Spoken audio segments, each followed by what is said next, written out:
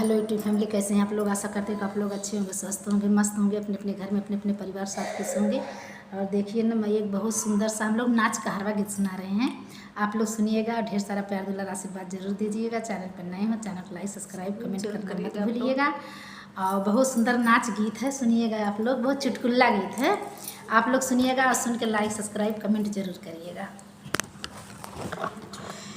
सैया तूरी लावाया मामा बनाई चटनी, सैया तूरी लावाया मामा बनाई चटनी, सैया तूरी लावाया मामा बनाई चटनी, सैया तूरी लावाया मामा।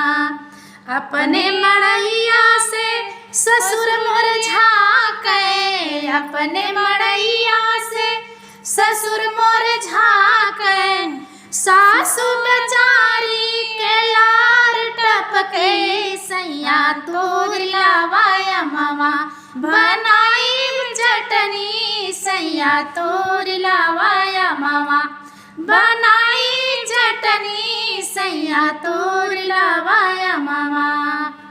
अपने कोठरिया से जेठ मोर झाके, अपने कोठरिया से जेठ मोर झाके, अपने कोठरिया से जेठ मोर झाके, अरे जेठनी बेचारी के लार टपके, सैया तूरी लावाया मामा बनाई चटनी, सैया तूरी लावाया मामा बनाई चटनी, सैया तूरी लावाया मामा बनाई चटनी, सैया तूरी लावाया मामा।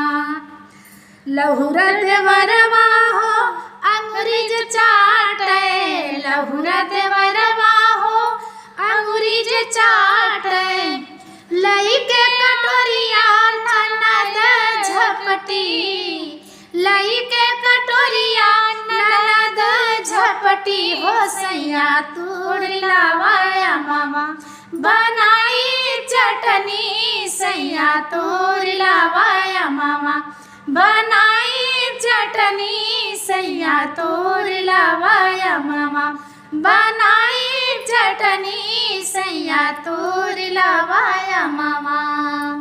कैसा लगा हम लोग का गाना? छोटा छोटा गाना डाल रहे हैं ताकि आप लोग सुनने में बोरिंग ना महसूस हो।